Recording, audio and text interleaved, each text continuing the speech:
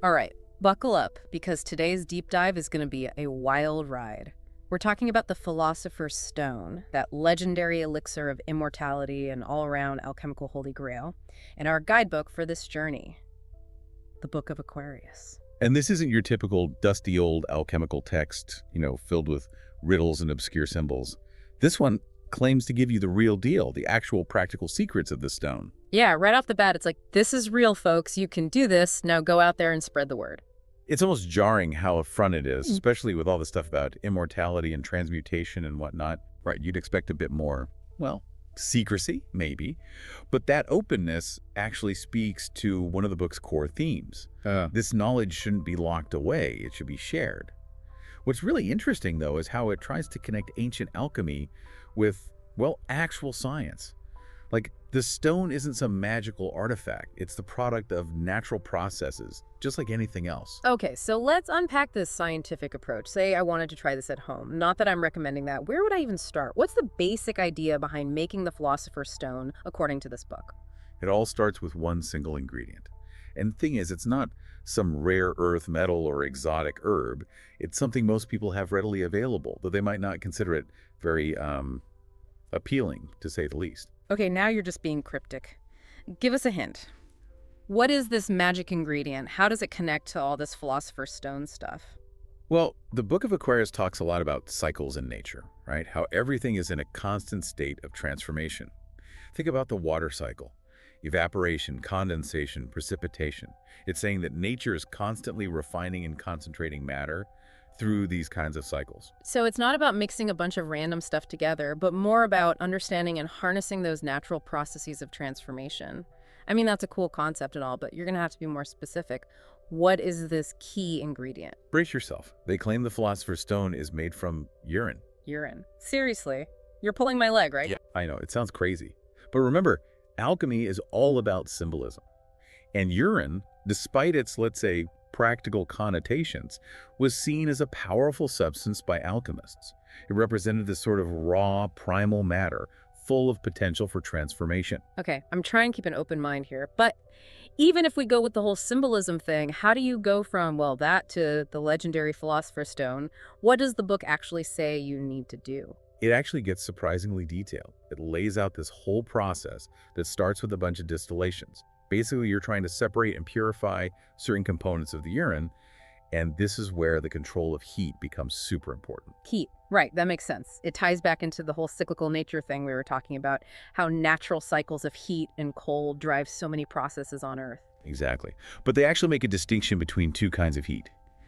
Dry heat, which is like completely drying something out, and then moist heat, which is more like the gentle cycles of evaporation and condensation you see in nature. And they say that this moist heat is essential for a lot of the process.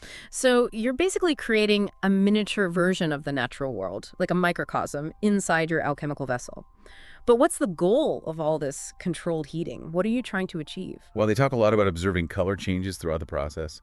For example, the appearance of black is supposed to be a big deal, representing the stage of putrefaction. Black, putrefaction, that doesn't sound very promising. Yeah, no, it seems counterintuitive, right? But think about it.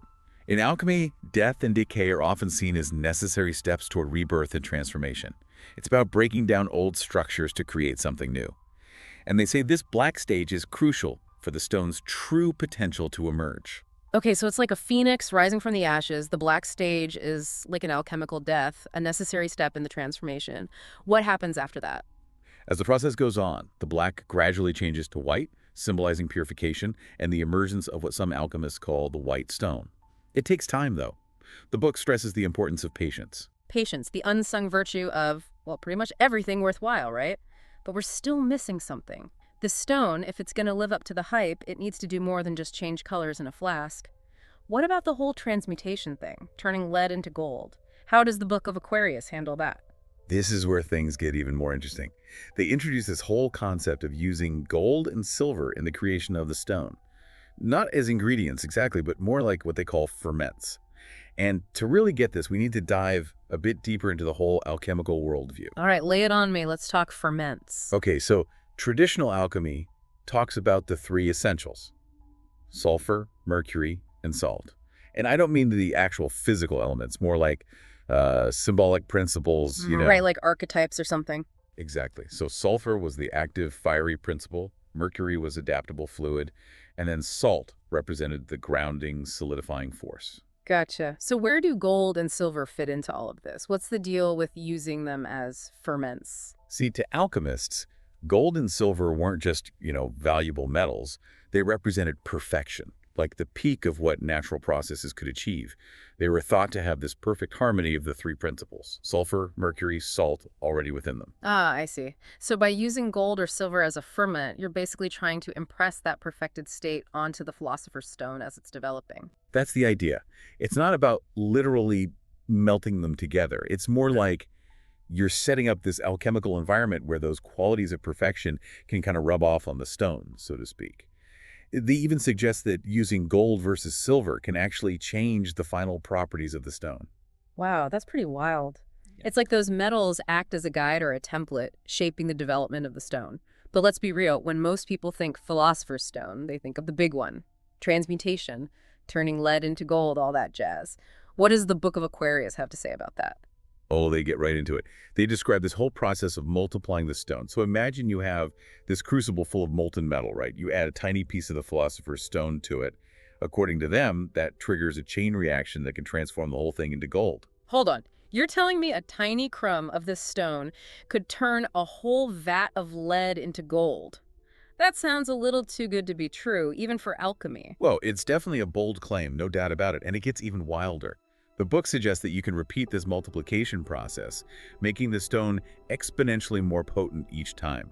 Like, think of a snowball rolling down a hill, getting bigger and bigger. Okay, yeah, that's a pretty vivid image.